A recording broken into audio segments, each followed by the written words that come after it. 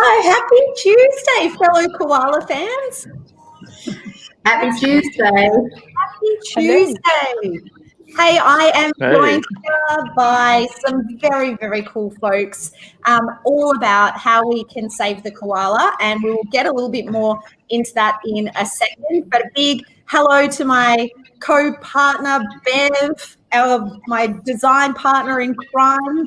We've got Jan, who is the chair of Koala Smart, and Mike as well, who's joining us from Department of Planning in New South Wales. And of course, the two biggest cheerleaders for the koala on the planet, Shane and Kai. Now, I will introduce you all a little bit in a second, but I'm just going to set up for a moment how we are going to go through this particular design webinar. So please go and hang out, have a cup of tea, have some beautiful snacks that I put in the gold gilded waiting room there for you. And I would love to showcase what we have going here for Koala Smart. So, all right. So what I am going to do is start by acknowledging that I am here hanging out with you in Melbourne. I'm on Wurundjeri land and pay my respects to elders of the Kulin Nation, past, present, and emerging leaders, and would also like to acknowledge that we are in a climate crisis and would like to pay my respects to people who are working on behalf of the earth every single day. I would like to acknowledge where you are learning from today as well. And this is where I will start to bring in our fantastic folks who are going to introduce themselves today to see where they are coming in from. So Jan, hello, welcome. How are you? I'm well, thanks, Summer. Thank you for getting this all together for us and showcasing Koala Smart. It's a great pleasure. Now, Jan, where are you joining us from today? Well, currently I'm actually in sunny Sydney, but I hail and live in Port Macquarie, which is, of course, in the backyard of a lot of koala populations, and that's what piqued my interest when we moved to Port Macquarie a number of years ago. It's a beautiful spot. It's a gorgeous spot. And I think it's the bird pie people who are custodians of that land as well. It is. Awesome. Well, great to have you, Jan. I know that you are the actual brains and heart behind Koala Smart. And I want to bring Mike in now because you and Mike have been working really closely together on how we can actually refine and define Koala Smart and bring it to students and teachers all over Australia. Mike, I know koalas are close to your heart and you do some really great work with Department of Planning. What's your job? So I am a team leader with the Department of Planning, Industry and Environment. So that's the environment agency with the New South Wales government. And I help coordinate the New South Wales Koala Strategy and the Saving Our Species Koala Project. So that's a lot of words.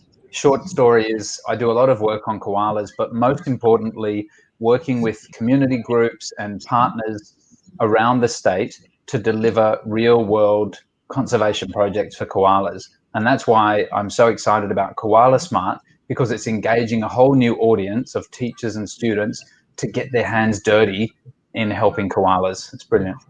It's very, very cool, isn't it? So I will bring in Bev now, and some of you might recognise Bev as Australia's best curriculum writer. Bev has written all sorts of amazing things, including a lot of the content for Koala Smart, but also Bev has written things like Stephanie Alexander's Kitchen Garden resources, of course, our friend Alice Zaslewski and Phenomenon. She's just released her new book as well. Bev, you have really done bringing this vision of Koala Smart to life as well. Well, thank you. It was a huge honour to be able to work on Koala Smart. So I'm joining you from Tuggeranong Country in central Victoria today, where it's an absolutely beautiful day, and we just want to keep seeing environment at the front of the conversation and education. Thank you so much, Bev. I really, really appreciate it. So again, I'm just going to set up a little bit about how we are going to go through today before I jump too much further ahead. So it's a really exciting point where we can actually now go ahead and actually have a look at some of the great curriculum and some of the great content. It's been a really exciting part of looking at Koala Smart because it is part of Tacking Point Lions Club, also backed by New South Wales Government, and of course the Port Macquarie Koala Hospital. And we've had a little bit of a privilege to be part of it as well. So here's what you're going to do today. You're going to meet some cool people. I've got some other cool folks in the background for you as well. We're going to show you some cool stuff, and you are going to make some very, very cool plans. So it's not just about being inspired. It's about actually saying, well, what are we going to do about this? Because as Kai and I often say here, hope is not a strategy. In fact, it's something that we need to do by design, is to really put something in place to save the koala. So I'm going to bring a couple of pretty cool folks into the stream here. First of all, Kai. Hi, buddy. Hey, how are you? I'm well. I remember in the summertime, it's searing hot here in Melbourne. We're wearing face masks for a different reason, because the air was so thick with smoke. It feels literally like 1,000 years ago now. And this must feel like, this year must feel like the longest decade to you ever. To think at the beginning of the year, you were climbing trees and saving koalas as part of massive, massive wildfires and bushfires across Australia. And now here you are on the other side, writing your story and writing a book about it. Definitely. It doesn't feel like it happened this year. It does feel like a lifetime ago. And I think more than anything, that's kind of reinforced the importance of, documenting it and creating like an artifact from that time, so that people don't forget. And to keep it in the forefront of people's minds, because we still have all those pressures on koalas and other wildlife. Yeah, we sure do. And I know that you, for a very brief moment in time, switched your attention to some possums as well, but the koalas always have your heart. But we'll get back to that in a second, because I want to introduce Shane in here as well. G'day, Shane. How are you? Oh, good. And how are you? I am well. Now, Shane, I met you, I think it must have been in February, when we started to really have a look at what a curriculum might look like to help teachers, help students to save the koala. And at that particular point in time, it was super topical. What I think is an enduring concept is that koalas throughout 2020 have remained at the forefront of our minds, because they are critically in a pretty bad position. And of course, we know that that's for a whole number of reasons. We know that that's environmental. We know that that's political. We know that that is economic. There's all sorts of reasons there. But what's your job day to day? Because you get to hang out in a pretty special place, right? Yeah. My job is I'm the clinical director of the Koala Hospital, so it's my job. Well, up until another few weeks, I'm changing position, but my job's been to admit and treat all the koala patients. But I'm going to be moving over to running the wild koala breeding program, which is be a world's first. So. That's going to help to try and reverse the decline of our koala populations. That's pretty amazing. And I know that earlier this year, I never know time frames on 2020, but you were over at the UN, was that right? That was end of February, yeah. That was because of the fires. That's why we were invited over there, so, yeah. Yeah, and what were you doing over at the UN? What were the sorts of things that you were sharing? Just trying to get the message out to the world stage and talk with a lot of movers and shakers, which was quite humbling. To actually be in the United Nations itself was very scary, but it was amazing. So I love that I'm here today, just a kid that loves teaching, loves learning. I'm a New South Wales teacher now living in Victoria, and right here, right now, I've got two of the biggest advocates for the koala here on screen with me. So I'm having a little bit of a fangirl moment there as well. But so Shane, you're at the UN. Kai, you've released a book. This is something that is critical to your everyday. Like, this is something that is completely tied up with your identity. And the cool thing is that I know you two do some work now together. Am I right? Kai's rescuers. Yeah. He joined our team.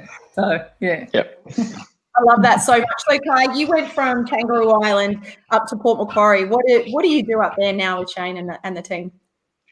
So I guess, one of the big lessons from Kangaroo Island was just, to be as prepared as possible for the future, and seeing the work that Port Macquarie Koala Hospital does Yeah, there's just that lesson to kind of establish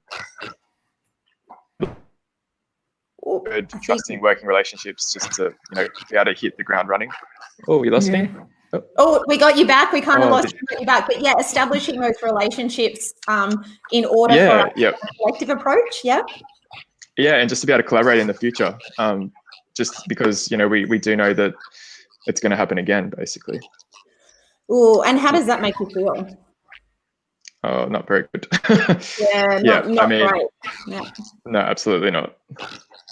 Yeah, a bit terrified. I'm guessing as well there. And Shane, I know that you've been working in the sort of the conservation as well as the repatriation sort of part of that. Now, to think that what happened earlier this year and last year might happen again, that big question on how might we save the koala seems massive and something that should be at the forefront of everyone's mind. Oh, 100%. I mean, we have to address our changing climate. We have to. There's just no ifs or buts. And it's plainly obvious what happened last summer really shows that this is what's happening. And the amount of animals that died is just shameful.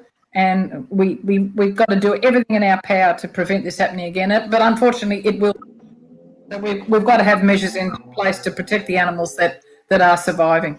We have to. We don't want to go through all those burnt animals. It's just not good. What's something that kind of came out of 2020 that you think was a positive in the way of, was there some new found interest? Was there some new political decisions? Was there something that you went, oh, good, this is on our pathway to working? I think one thing that was glaringly obvious was, because of social media these days, we had the world's attention, and we've still got the world's attention. Still. So the world is watching how we deal with this, how we deal with these unique animals. And the support we got worldwide was just gobsmacking. So that's the biggest thing that came out of it, was the support and how fantastic the world can be in times of a disaster. So, we've got to come up to the plate and we've got to change things. We just do. Tell me about that.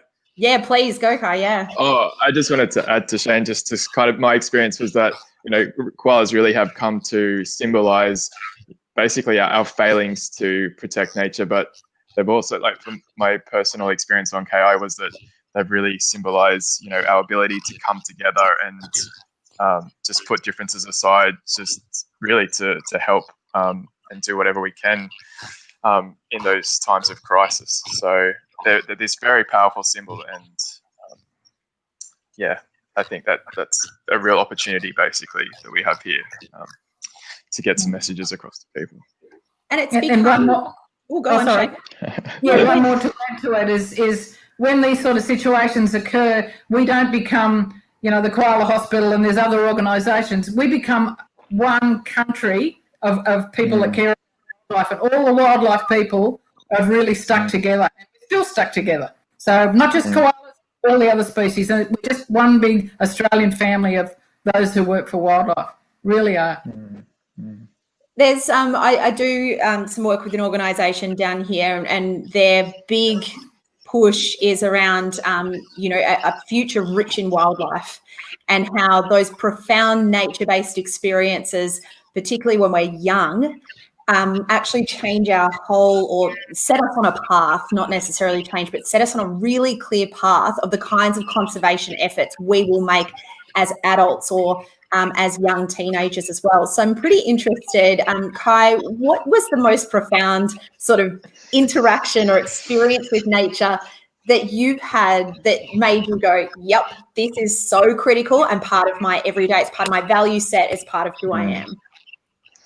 I mean, a funny story is that growing up in the bush, one time I pushed the couch, a little bit, and there was this massive carpet snake coiled up underneath it. Anyway, that's just funny. But particularly, I think that really matters, like just being exposed as a kid, like you said. But 10 years ago, just, I guess, having that, exposure to nature as a child, like, meant that it was always there in the background. And yeah, deciding to study native animal rehabilitation in 2010, and as part of that, volunteering at a koala hospital, and yeah, for 6 months, just being really, being around koalas every weekend basically, and really understanding the threats. But just that, being around them and being able to kind of appreciate how significant they are, really, and care about them. Yeah. And Shane, what about you? When you were younger, is there a moment where you were like, whoa, that was a cool experience, or maybe it was a collection of experiences that changed your trajectory for life? I think I've been towards animals from the day I was born. I've used to watch Bearded Dragons when I was a little kid, and then picking up everything to my horror from my mother. So yeah, animals have always been. So I prefer animals to people.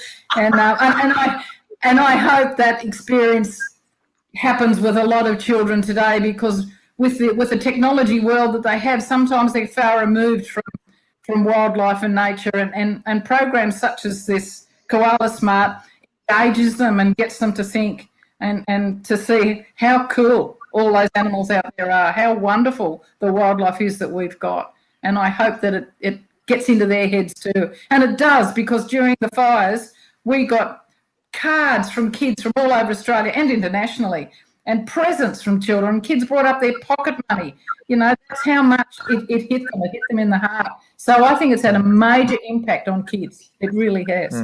It absolutely has. And I'm adding Mike to the stream here for a second as well, because, I think that to really consider how our young people can look at policy, they can really make an impact in terms of some of their ideas. I've been judging or hosting and co-judging the New South Wales Game Changer Challenge for New South Wales public schools over the past couple of weeks. And one of the most profound ideas that's come out of that was matching. Their idea was, how might we utilise technology to connect community? And one of the younger groups, they actually built a koala concept that was actually going to help people to connect not only with their family, but also, with their own communication, and also with the nature-based experiences around them. But they centered it all through the koala. And it was really interesting, because they said, well, part of that is also people asking, why are you wearing, a little koala on your shoulder? But it would also start a conversation about the need to protect koalas. And we were straight away like 2 thumbs up. It was very cool. Now, Mike, I know that you're very much in that sort of policy space and really supporting people to take that action and the research as well in your work with Koala Country. So before I find out a little bit more about that, what was your profound nature-based experience as a young guy? Well, it kind of came later for me, when I travelled around Australia for a couple of years with a couple of mates, and I was at last fully immersed in the beautiful landscapes of Australia. And I just thought, I have to do this as a job. I have to, just be travelling around. And so that decision then took me to the Caribbean to work with marine turtles. It took me to the Amazon to, live in one of the most remote parts of that jungle. It took me to live in Kakadu National Park, the highlands of Papua New Guinea. So that one experience of being exposed as I was traveling changed the whole trajectory of my life, and just made me want to dedicate my whole life to saving the planet. Is that too big a goal? No.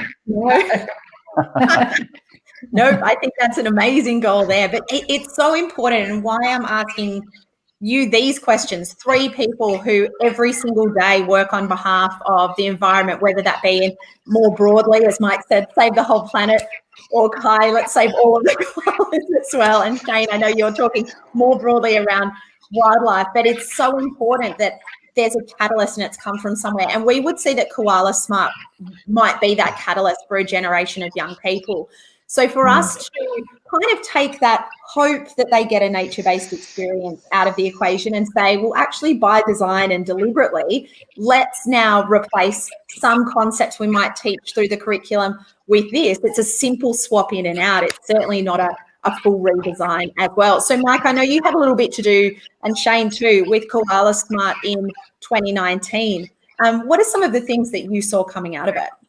Mike, I might start with you. Well, there were 25 schools signed up, which I think is testament to Jan and Rob, who started the program. To get that much engagement in a program in its first year was amazing. But seeing those kids and the way they asked questions and the way they engaged with these really complicated problems facing koalas and getting some innovative ideas, this is the beauty of Koala Smart. Kids who have not been constrained by the typical thinking or aren't kind of burdened by the years of trying to fight against systems that we are, they come up with these beautiful ideas that just break the mold. Whether it's some escape ladders for koalas out of backyards away from dogs, or whether it's a 000 app for koalas, linking them to rehab centres so that injured koalas can be picked up more quickly. Those kinds of things are just brilliant. We'd love to see more of it. Nice. So what I might do now is, Shane, ask you, did you see anything where you thought, oh, that's kind of interesting? Because I think I remember seeing at the Koala Hospital, you sort of had some designs there or some ideas that may have come from schools as well. Well, one was the Koala app that Mike mentioned. That was just mind-boggling. I actually thought, gee, why didn't we think of that? I mean, it was just really cleverly done. And one other school, I won't mention who, their concept throughout their whole presentation was to think outside the box. And it was just brilliant.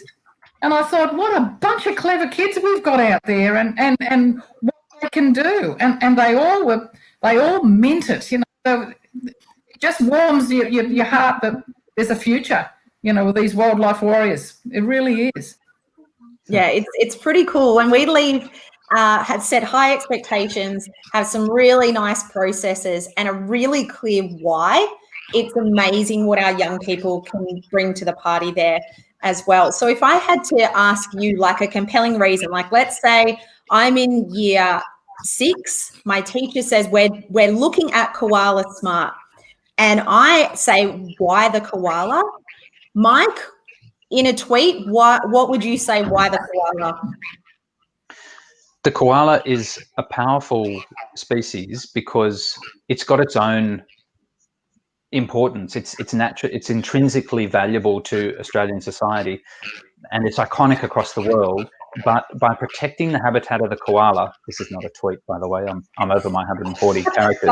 By protecting the koala, we protect Australian nature, because koalas range across a very large area of habitat. If we protect their habitat, we protect all of nature.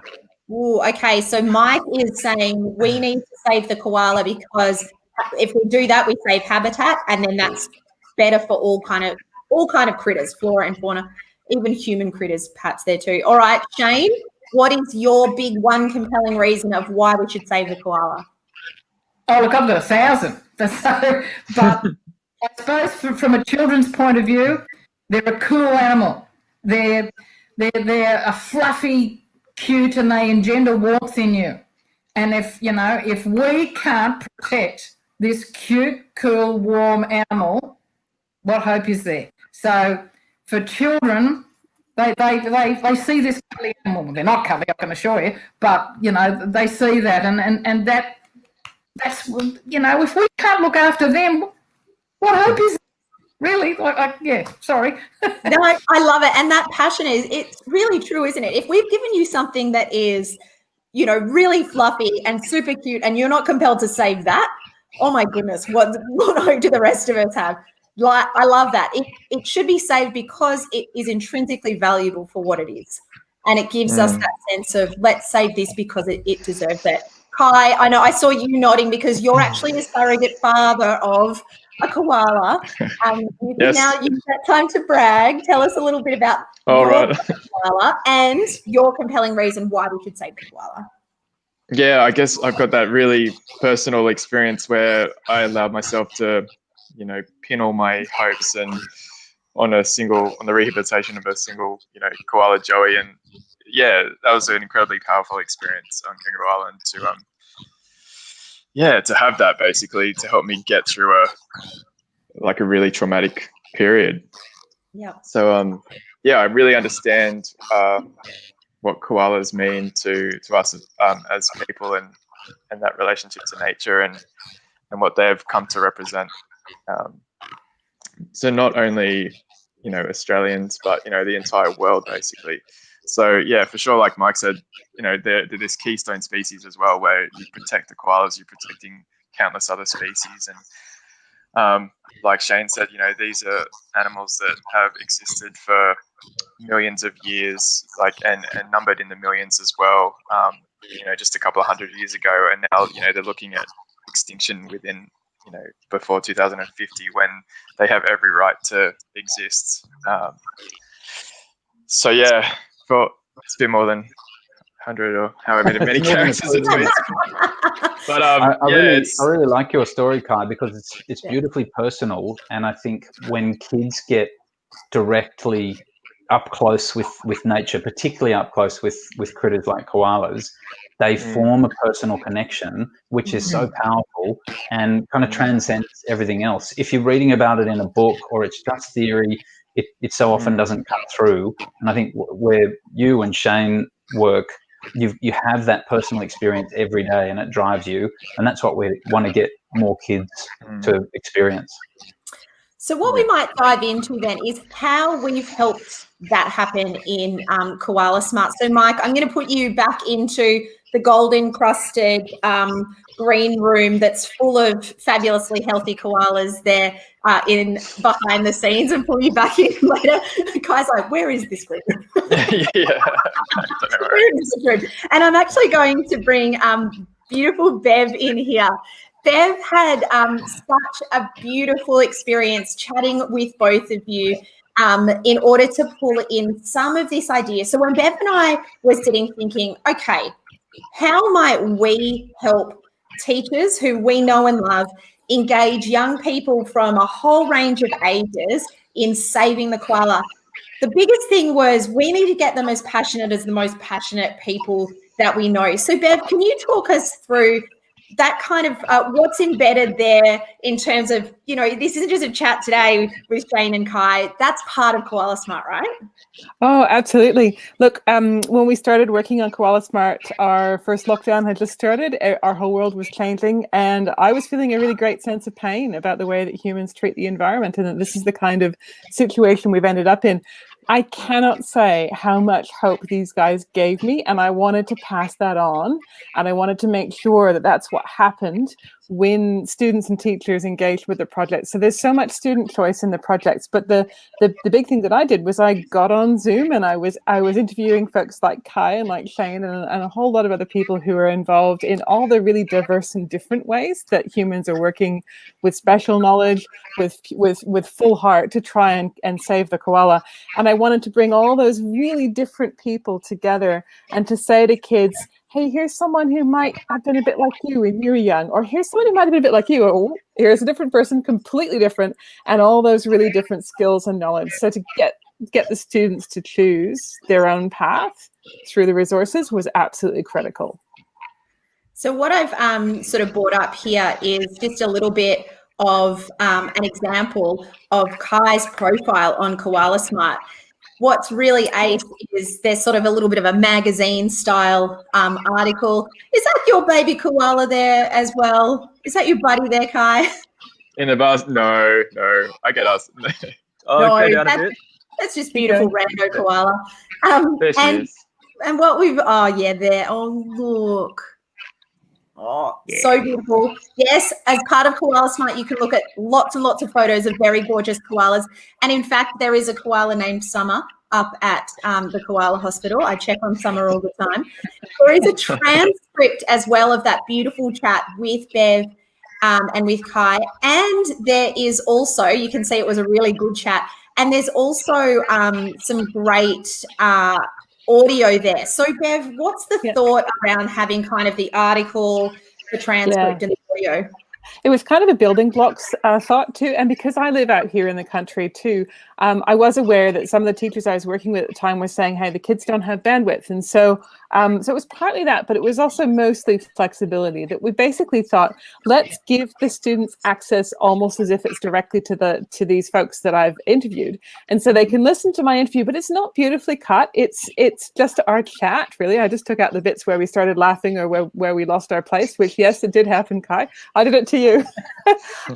But also the places where the students might then want to go on and to create their own podcasts or their own multimedia productions where we're giving them a transcript and we're giving them the audio so that they can cut it and that they can put it into their own productions, that they can put out with their own passion in it to their community. That was really the reason why we gave both the transcript and the audios.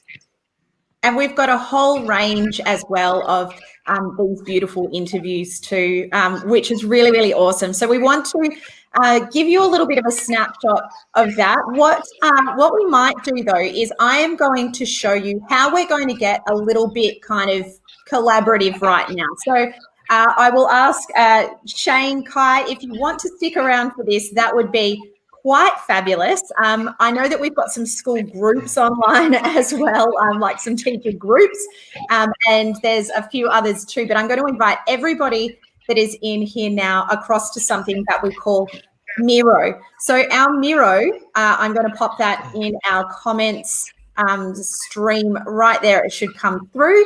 And if we click on that, what we will find is a really cool space where we can collaborate. So I will share my screen right now so that you can see this.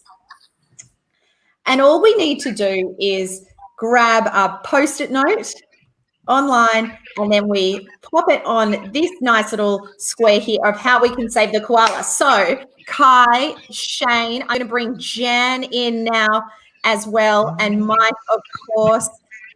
Bev, we are going to do what we love to call in a design sprint, which is an ideation. So what I would love is if all of us can come up with 2 wild, crazy, awesome, fabulous ideas on how we can save the koala. So this is a bit of a warm-up here. If we go over to the side here, you'll see there's a sticky note. It's kind of a square that peeled away there. As soon as you click on that, you can choose whatever color you like. Stick your note on there, and then I might say a ladder for koalas to escape dogs. Now, I stole that from one of our Koala Smart Ideas 2019, but maybe you've got something that's better there as well. So I'd love it if you can help me to demonstrate. Bev, I know that you've used Miro quite a few times. So the Miro is there in the broad chat. I'm going to pop it in our private chat there as well so that you can jump into the Miro and start to put in just a couple of ideas for how we can save the koala. So we do this too. Oh, Shane, if you want to give this one a go, that would be so good. Now, I know that you're very keen on saying we need to change some policies around this. So there are some design ideas, but we really need to be changing policy around this. So that might be one of your big ideas in there as well. And this is like using an online whiteboard. Why Bev and I love to show this is because this might be a way for schools to start to collaborate and to start to get students to tune in. We often find that there's a few schools that like to work together, but sometimes it can be hard with that sort of location situation there. So it takes a little bit of getting used to, but once we get there, it's pretty nice and easy. All right, what have we got here? Make tree planting part of every birthday. Oh, I love that. Imagine that, every single Australian on their birthday planted a tree.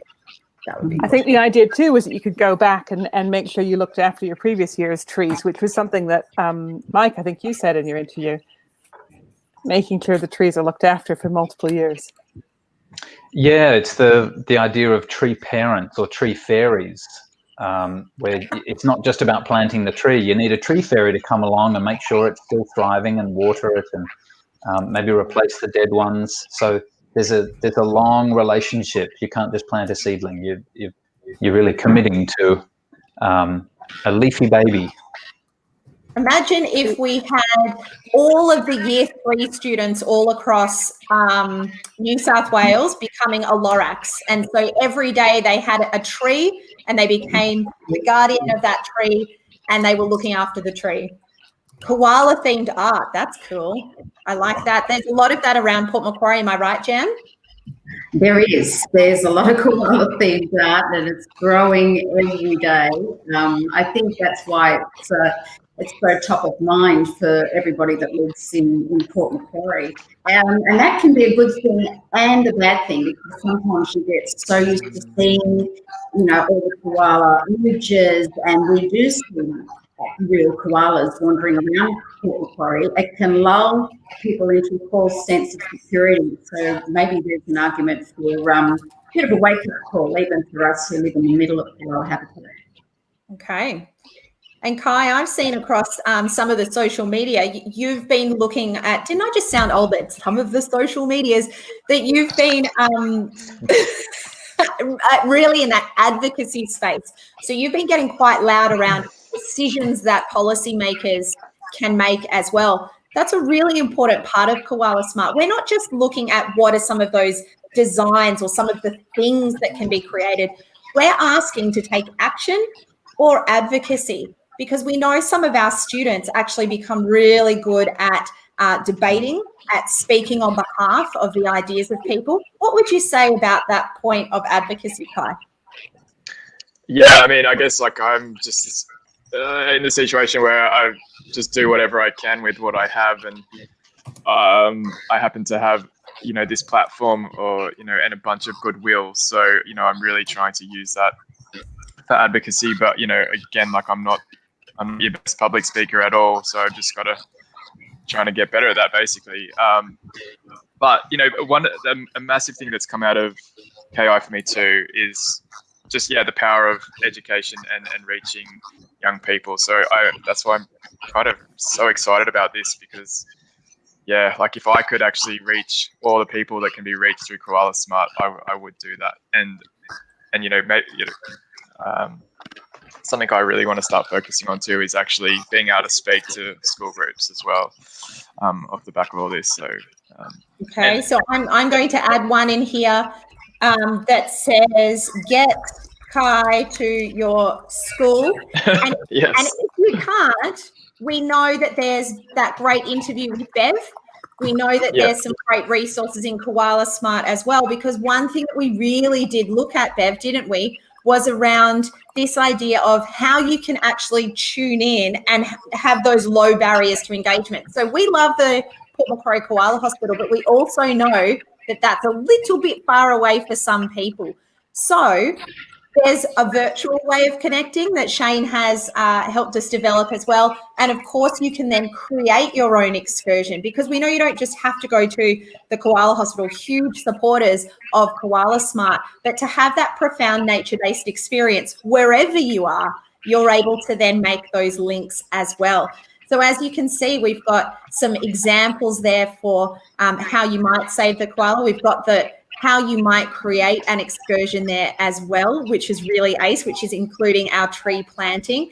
And of course, there is the virtual school excursion from the Port Macquarie Koala Hospital. So there's all sorts of resources there you need in order to really tune in and say, aha, this is something that's incredibly important and something that is worth doing as well. So we've got a few ideas there, and I can see that other ones are coming on in.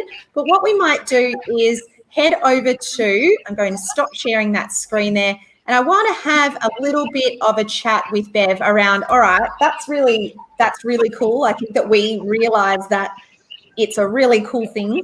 It's absolutely got some amazing curriculum in there. It's absolutely a problem worth solving. But how might we thread and weave this into the curriculum that we've got at school now? So I am going to say a big sort of wave to Shane and Kai and Jan and Mike. And I know that you might have other bits and pieces to do. So if we're lucky enough to have you in the green room in about half an hour, that would be ace. But if not, all good, and thank you so much for sharing your passion around the koalas as well. All right. Thank you for having us. Thanks everyone. A joy. All right. We're going to now have a bit of a chat around Awesome. what does this look like when we want to embed it directly into our classrooms. So you and I have worked with schools all over Australia for a really, really long time. And we know that muscle memory of teachers kind of goes, oh my goodness, especially at a time like this, there's so much to do, there's so much to plan, there's so much exhaustion right now. Yeah. In 2020 being 2020, the longest decade ever. How might we actually really easily, really simply and incredibly powerfully put this into our classrooms as well? So what I might do is just go to that sort of process. What do you reckon that we sort of sketched out? Go for it, Summer. That sounds great. We sat down in a cafe and sketched out a process. Have you got it there? I don't have our sketched process, that one, but I do have one that looks pretty snazzy around that. All right. So here we go. So there is our that's right. process on the Miro board. So talk us through this a little bit, Bev. Yeah, absolutely. Now, can I make it a bit bigger? Hang on a second. I'm going to go to the Miro board and then I will be able to have a really good look at it. But basically, we sat down and one of the things, I'm cruising around the Miro board till I find it. There I am. Okay, so one of the things that that I've learned over the years, I've been doing this for about 20 years, and one of the things I've learned is that it's got to be easy and it has to fit in with everything else, but in such a way that you are still teaching the core content and the core capabilities and across lots of different areas of the curriculum. So I think that's really where we started, Summer. And I remember I got really excited and very passionate about wanting to make sure that art was in there and music and literature and English were in there as persuasive writing or as an informative speaking. And so that we were actually able to, in the end, we came up with this idea that after you tuned in, which is going to be your springboard, then we have those 6 core lessons. And that's that hexagon there with the 6, the 6 little things on it. And the idea was that those 6 lessons could have different themes like ecology or biology, but they should also touch as many of the different curriculum areas as possible, like English, like science, so that not everything was from an ecology point of view. Some things were from a history point of view, like what's the koala totem and what's the significance to some of the cultures in Australia, and how important has that been to people over millennia. So those are the sorts of things that I was very passionate to try and bring in. So by doing those 6 lessons and completing that, I saw it as a circle, completing that hexagon, which is the same thing, then students have kind of got a sense of diversity, and then it becomes their choice. So they start making a choice by listening to those experts. They also get the idea of all that diversity, but then they start to decide, what am I going to design, or am I going to research, and I'm going to go down an inquiry path? So that's where the teacher's guiding the students into the path that will ignite their own passion. So with these 6 lessons, Bev, would you give the advice to teachers, or perhaps there are parents that also want to put this in front of their young learners, to do all 6 lessons, or could they select from the 6 lessons? I would do as many of the 6 as you can. I would certainly try not to skip number 6, because the way I designed it was that you try this subject and that subject and this subject and that subject, but 6 is where you go and you get those audio files we talked about and those transcripts, and by then you're beginning to journal or to write persuasion or to think about who and what and how, audience, purpose, all these sorts of things. You actually need, that's when you as a student are starting to design your message. And it may be that your message is not just a communication, but it is more than a communication, that it is also an invention or an idea or a program. So there's action as well as words, and there's pictures as well as a heritage involved, depending on what the student wants.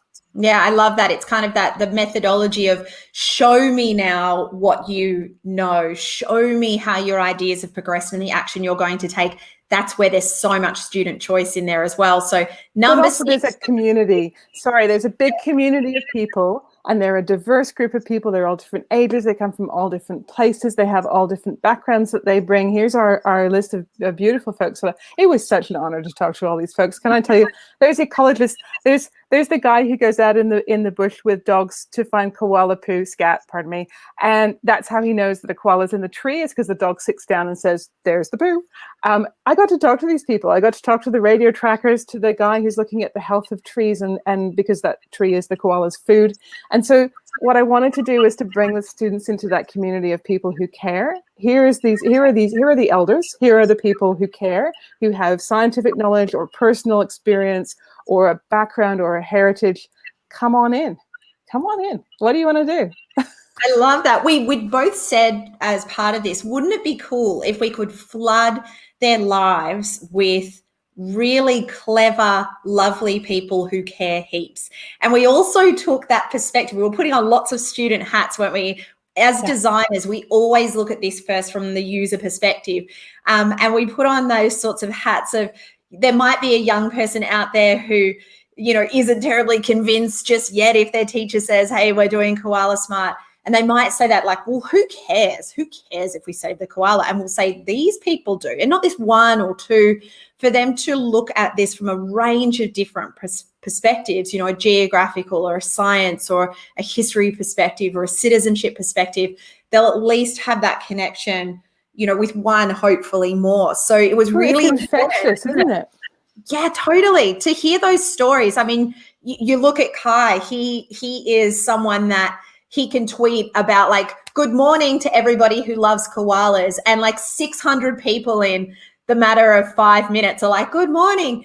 There's connecting with the person who's on the ground doing the job. You feel like you're 1 degree then away from potentially making that big difference. So we deeply wanted to personalize this for teachers and for young people. So that really sets apart potentially something else that you might be, if you're going, oh, maybe I'll do Koala Smart, maybe I might look at something else. We think that personal connection straight into action and advocacy is a real key point there. All right, so we've looked at the content there, Bev. That's sort of the content pieces. And there is still, as much as we want everybody to look at all of the content, there is that selection that's available in there for our teachers, which is really, really ace. And then deciding on the paths. Why would we decide on a path of design thinking or research and inquiry? Well, again, I was thinking about the students. I was thinking about, I think I've probably just spoken to Kai and to one of the others, one of the rangers, because I interviewed a couple, maybe 3 rangers for this. And what I heard loud and clear from them was they'd rather be makers, builders, and doers. And I know those kids. Oh my goodness. With the Kitchen Garden Foundation, I work with those kids for years. And they're the ones who would rather be digging, building, constructing, creating. And so I wanted those students as well as the ones. So I do a lot of writing about STEM. I do a lot of science, engineering, STEM and STEAM careers. But I didn't want this feeling that Koala Smart had to be like a PhD track into science before you could even make an impact. It had to be the guy who knows how to climb a tree carrying a chainsaw, who put down his chainsaw and just drove to Kangaroo Island. I think we know one of those guys, right? Yeah, we met that guy, didn't we? Just a minute ago.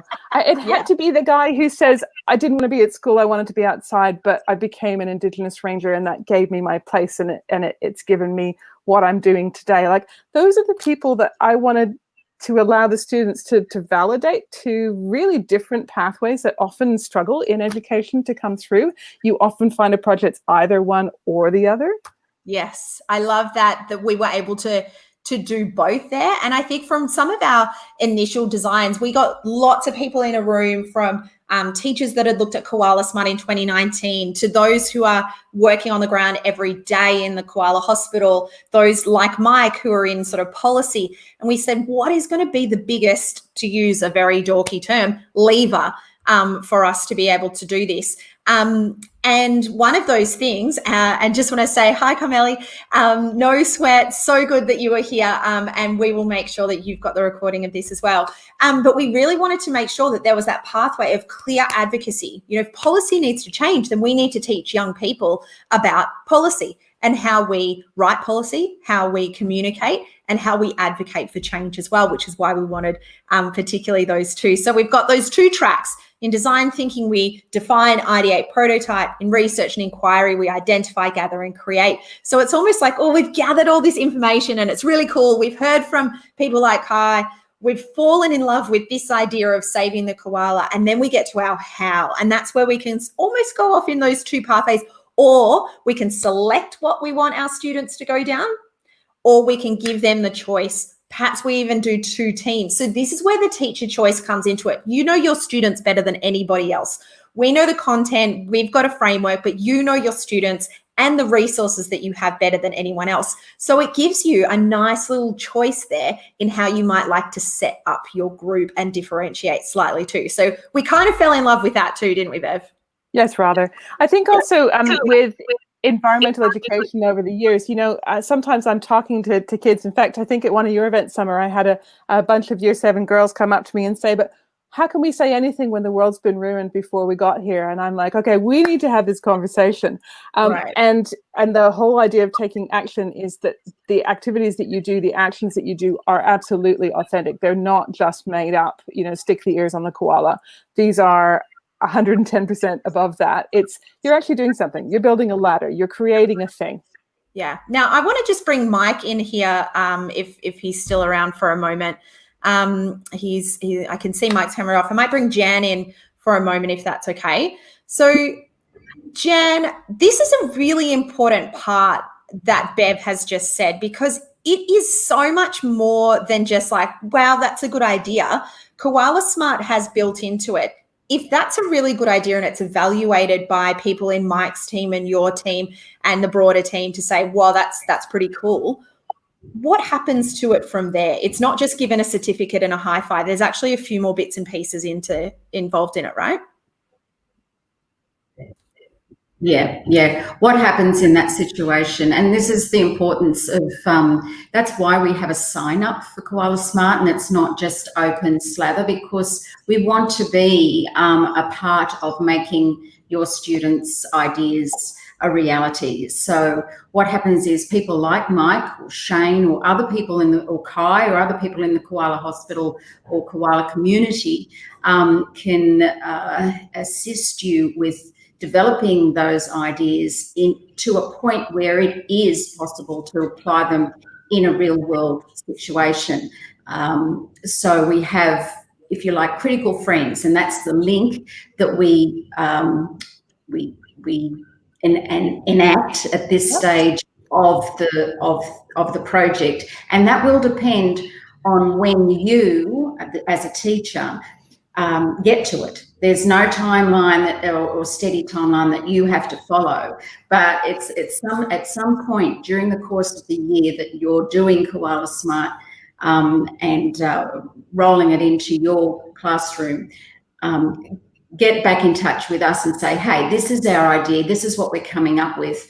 Can you put us in touch with, it might be an ecologist, or it might be an IT expert, or it might be an industrial designer. We had people from one high school, kids who came up with the idea of an invention, is all I can describe it as, that you can retrofit colour bond fences around that are existing in koala habitat that you're not supposed to have there anyway, but they're there to prevent koalas from climbing in. So they started to investigate further the practical side of how you could develop such an item that you could buy at Bunnings and go and fit to your fence and keep koalas out of that backyard and perhaps out of the jaws of their pet dog.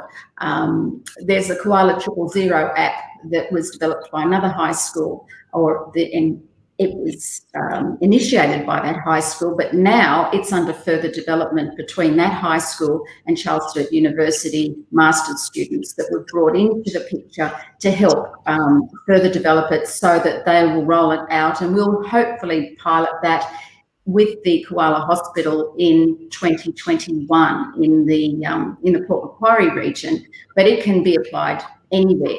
So they're just a couple of examples that you just reach out to us and we'll put you in touch, hopefully, with the critical friend that most suits your needs. On the other side of the equation, I suppose it's also, if your idea needs a little bit of massaging to make it more appropriate, then we'll offer those words of advice as well.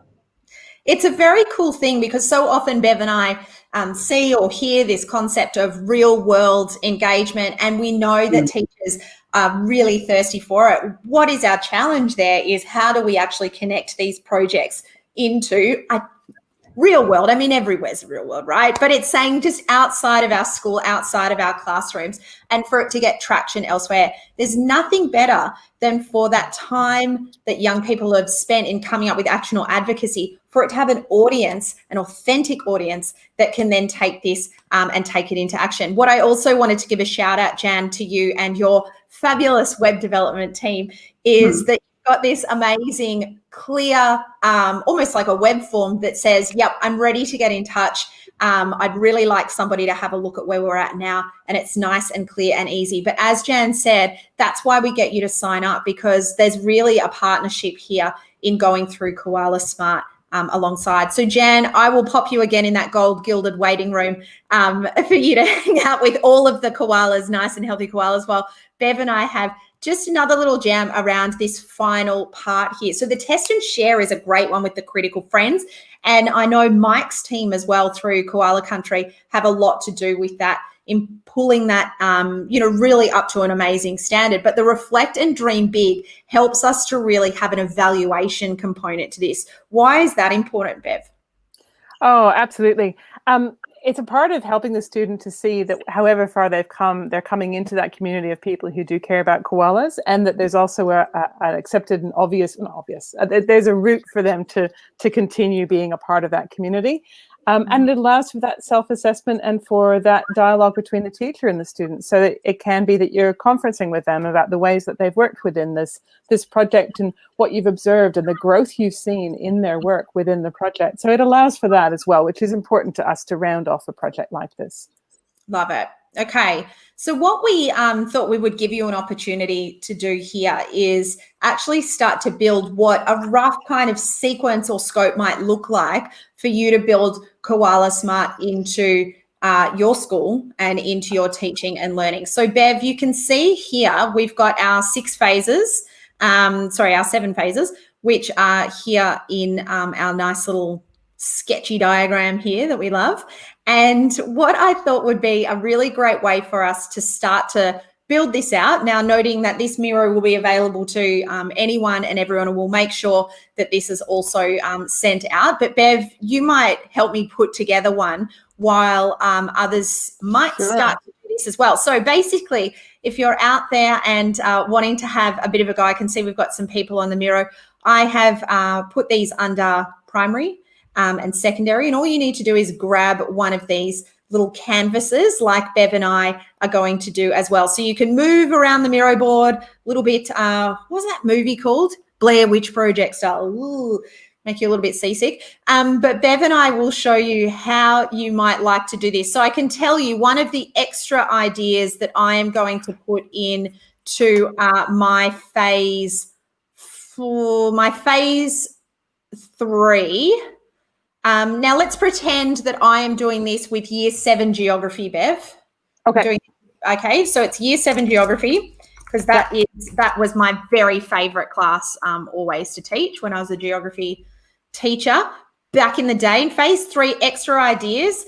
I'm actually going to get Kai to my school for 2 days, and Kai is going to speak to everybody in the school. I can see Kai in the background going like, oh yeah, this is going to happen. But I can be like, right, I'm going to do that because I've been introduced. Now that's an extra idea. Koala Smart can't necessarily make that happen. That's an extra idea that I'm putting in the mix. But I know then from the content, I might then say, Bev, that we're going to actually focus on the interviews with Kai and Shane. That's definitely going to be something that we are going to put into phase 2 and phase 3 there. So all you can see is we just grab Post-it notes, and all we're doing here is going along. Now, one key thing is you might say, well, I might fit this into a particular unit and I might focus in on the Koala Smart part for one lesson a cycle. in which case perhaps you have 10 weeks in order to do Koala Smart. And that's awesome. It's all about you then adjusting your sort of timeframes and the depth there. Perhaps you're going to say, no, I want this as part of a whole semester, and we're going to do this as part of every single lesson. Maybe it's the last half an hour. Maybe you might say, no, that's it, out with the syllabus and the content, and we're going to focus through this. And that's cool because you know that Bev has mapped this to the syllabus anyway. If you're going to go down that track of embedding Koala Smart as a full unit of work for an extended period of time, we would say sign up and really get in touch with Jan, because Bev and I can help you really deeply embed that. Don't go that one alone. But we really think that this is probably designed quite nicely to fit in a term's worth of work. That was really that sort of place where we designed this from, and you can either go longer or you might even do this as a sprint. In fact, we've been talking to a school on Twitter, a friend of mine who is up in the area, who is looking to do this as a design sprint over a couple of days with their students as well. So they deeply immerse over days of learning to do this. So I've given you day, week, you might even put hour in there. It's up to you, but this is how you can carve out a chunk of time for you to deeply design Koala Smart into your curriculum. Bev, any tips and tricks there? I tend to start in the middle. That sounds really obvious, but I often start with the content that or the area or the skills in the curriculum that I really want to focus on, and then build backwards to both ends from there. I think that's fairly evident. But it's great by you saying geography in year 7, now I'm already filtering like what is there and who's in our network and what are the things that we have already done, and can I connect this to our school grounds, to our local conservation park, and can I connect it to that geographer I met at that conference, those sorts of things that I know you already do as teachers. I'm not going to tell you how to do that job, but that's an important one, isn't it? Because too often we come across curriculums that would say you have to do it here, it has to go there, and you like in school land other things comes up. So I've put in here other considerations. So there are other things that if you want to do this term 2, you might have to consider that there might be exams that sit somewhere between phase 2 or phase 3 and phase 4. So I might put kind of a sticky note here to say exams, perhaps. Maybe we don't know. I also love to look for major events and celebrations like Earth Day or Tree Day or UN Week of Wildlife. There are lots of different days and events, and I love to try and find the moment in my unit that might match on one of those, just for another memorable day.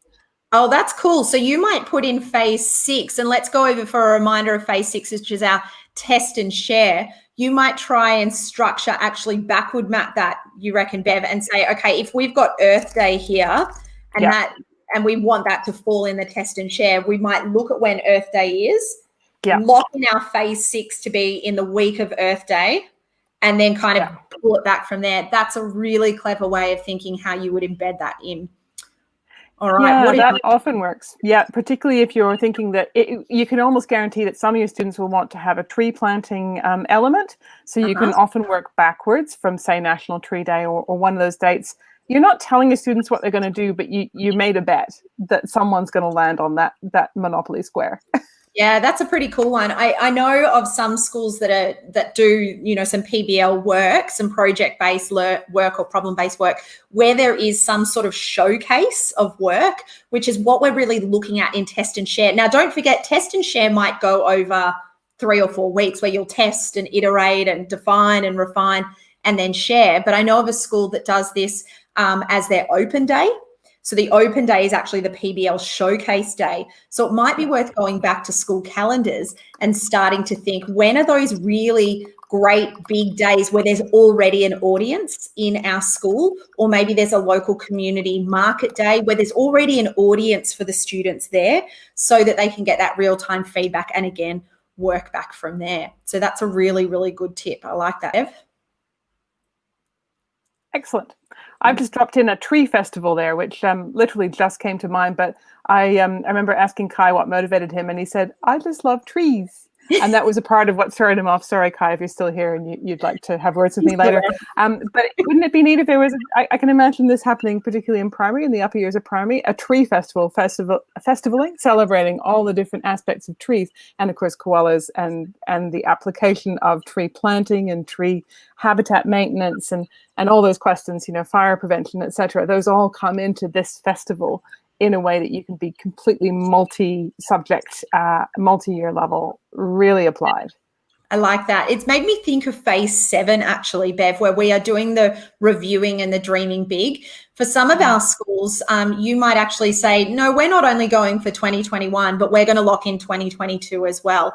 What that means is you start to have cohorts that are part of this. So in that dream big, wouldn't it be great if we got in touch with some of the 2019? Yeah. And there are a couple of people that sort of looked at it this year. This year's been a little bit rocky and jumpy, but that 2020, 2019 cohort of Koala Smart and helped to really think big as well. And it also makes me think, why wouldn't I get in touch with Mike and his team in there as well, so that we could actually sort of say, well, Mike, you look at big ideas every day and big research every day. How might we get Mike and the team to help us to review and reflect? Yeah. Oh, I like mentoring young years. Yeah, and exactly. And a few what if every Australian planted a tree? Oh, that's fun. I'm going to say maintained, because that is important as well. But that can be an opening out again at the end of the unit. So this is that thinking big, because then whatever we've done, whether or not we've done this with, say, the year 5, 6s, that can springboard out to, okay, how are we going to convince everyone to do that? How are we going to make that happen within a structure that is simple but completely open to as many people as possible? I love it. I tell you what I'm going to do is I'm actually, because we are having a bit of a look at the structures here, I think this would be the last thing now that I would go ahead and do. And I'd say phase 1, when we start to go on our excursions, we're probably going to do this as a virtual excursion. I'm going to put over 3 lessons to that. My lessons are 50-minute lessons. For my phase 2, again, we'll take a little reminder here of our 6 core lessons. I'm going to give over 2 lessons per lesson. Yeah. So I'm going to give over 12 lessons here. I'm going to, for that phase 3, which is really like looking at some of those key experts, I'm actually kind of probably going to go phase 2 and phase 3 as 12 lessons there.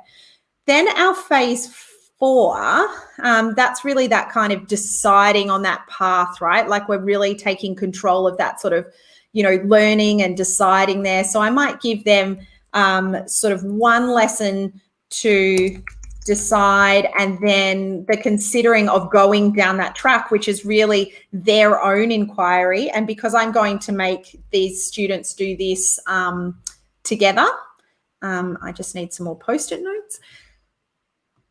In small groups. Oops, where did I put that? I'm actually going to give them 6 lessons to finish that, Bev. Yep, great. I'm just adding a few things to yours. Yeah, and then over here in our phase 6, which is really about that sort of connect and share, I'm just going to put over 1 lesson to that, because it's going to be one big kind of concept. Actually, with the test, I might give them 1 lesson to test and 1 lesson to share. So 2 lessons in total. And then let's just do 1 lesson on our evaluation. So what you can see we've done there is at least just given a bit of a scope to go, okay, how much time do I ideally want?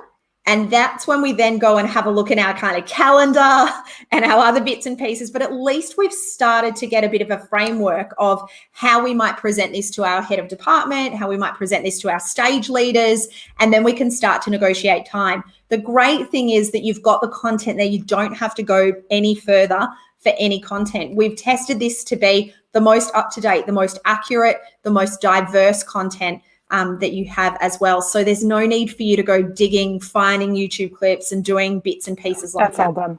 Yeah. It's all done. I also expect, that's when I'm planning for, when I was planning for Stephanie Alexander's, I would always say, look at what you're already doing. If you're already doing a unit on natural disasters and fires, well, lock them together. Don't try to reteach the wheel. Make sure that these two things, let's say you've put in there two lessons in one of the phases. You might say, well, I'm going to have a third one about fire and its effects on ecosystems that is not actually officially a part of Koala Smart, but I know is going to enrich my students' experience. So just lock them together. They're designed for that. I like that. I've said there things like consider replacing the fire unit in natural hazards here, because that will take that shape. Again, not how you spell natural. It's got natural flaws, my spelling. It's quite natural, quite organic spelling. But you might sort of start to look at this, particularly through phase one. You do have, you are looking at natural flora and fauna. So, of course, that's all there. There's no need to teach that twice. And the best way that you can start to look at that is, of course, don't worry, your guide, your friendly curriculum guide, Bev, has already started to look at what some of those links are. Now it's up to you to look at the minutiae of those links. We know that there's different units that you might even select, but you can see that she's navigated you towards where to go and where to look first as well. There is a teacher guide that is fabulous. And if you go on to the Koala Smart website, you'll see that koalasmart.org.au has some fantastic pages here as well. You've got all of the different stages there. Now, I'm, of course, already logged in, so I can see everything. If you can't, it's really, really simple. You just give over a couple of details and then everything will be unlocked for you. And it's really great because the Koala Smart team will start to get in touch with you and see how we can help you build Koala all of Smart this else. places students in the driver's We've got seat. a beautiful video from Jan as well. We've got some details there around actioning across your curriculum. And in fact, you can have a look at that teacher guide. You don't even have to register, but once you do go in and register, Bev's actually given you far more details in terms of links to general capabilities as well, and a few more tips as to how you might sew this into what you're already doing. So that's basically a little bit of a design sprint there. We've got all of the different canvases there that you might need, but I think we've just been following along, and we will send this out as well through Twitter, through social media, and make sure that everyone that's registered has those links. So I'm going to bring everybody back in to say a bit of a howdy. Jan, I'll bring you in, Mike. I'll give you a second. So Jan, we've really made the case there for really making sure that you sign up for Koala Smart, for no other reasons that we want to be your personal cheerleaders on the side and to really deeply personalize this for you. Mike, is there anything else that you wanted to add in terms of some of the supports available for teachers? Yeah, look, we work closely with University of Sydney tertiary students doing a very similar project, and we're happy to give them, hours of our time to help craft their projects to help koalas. And so that's our commitment to anyone registering for Koala Smart. We are experts in the field, and we want to help you to innovate and help us help koalas. So we're available. I'm not going to say 24/7, but we're available, let's say, 8 hours a day, five days a week to help. That's a pretty good offer. Yeah. And so, people can get in touch with us through the Koala Smart website or through our New South Wales Koala Country website, and we'll answer any question and help you get a great project together. Thank you, Mike, and thank you so much for your support of the learners of New South Wales and beyond as well for this. Having worked in, creating these units, it's really ace to know that there's so many other people outside of education getting involved in the business of educating young people as well. Bev, thank you so much for what you've popped together. And I know that you're available through the socials, and you and I will be there from being the teacher's kind of guide to putting all of that together. Jan, I can't wait to see what people come up with. oh my gosh. So this like Kai, like you get excited about koalas. Bev and I get excited about curriculum. I can tell. Oh, I'm excited. I'm going to give you the final why we should do this. So hold for a second, Kai. But Jan, a massive thank you for you to put this into the world to start with and to be such a champion and cheerleader for what young people and schools are capable of. What would be your one big call to action for teachers as well? Oh, look, this is, and I want to say it's not just me alone. I've obviously done it with the help of Mike and Shane and some very talented people behind the scenes. But this is a very powerful, yes, we can moment for kids. It motivates them to think, okay, if we can do this, what else can we do? You know, it motivates them to look after the broader environment, to be advocates for a better future. Instead of them sitting back, as Bev said earlier, you know, oh gosh, the world's ruined. What are we going to do? This really does motivate them. We saw that. We saw the proof of that when we introduced Koala Smart in its first year. So Bev's done all the hard work, and Summer together have created a beautiful learning experience for children of all ages and their teachers. The only element missing in our model is our schools, our teachers and our students. So really, I implore you to just hop onto the website and register, sign up, because if you think what you're seeing today is really good and inspiring, then you'll be blown away by the rest of the content on the website. It's pretty impressive. And so I could not agree more, because we've just been living and breathing it and absolutely love it. But Kai, you know, it's all good and well for us to say, hey, care heaps about the koalas, but the final call to action, we want you to, you know, teachers to sign up. We want them to access the support. A big, broader why. I mean, far out. Just after everything I've kind of experienced and seen and done, for me, like, this is probably the most powerful way that we can conserve koalas by reaching young people this way and educating people and raising this kind of awareness. And, you know, like you said, Jen, like, it's also this act of hope, essentially, to engage in this stuff in this way. So yeah, it's a real privilege to be involved in this, and yeah, I'm really excited, and I hope as many people get involved as possible. Oh, sure. Thank you so much. Thank you all for joining us and for all of the work that you do every single day to save the koala. And it does take that kind of different approaches in order for some really major shifting change to happen here. So I'm so excited to see what Koala Smart is all about. Of course, you can find me on Twitter. I'm Edusam. Bev, I think you're at Bev Lang. I mean, I think we're all just our names on Twitter.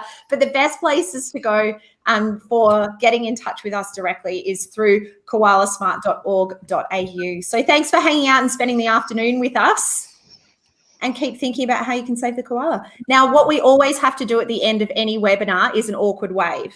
It's very important. You can't just sign off from this or walk out of a room. So we all must do an awkward wave while we end the broadcast. Bye. Yeah, I'm going to keep you waving awkwardly. Thanks, everyone. Bye, everyone.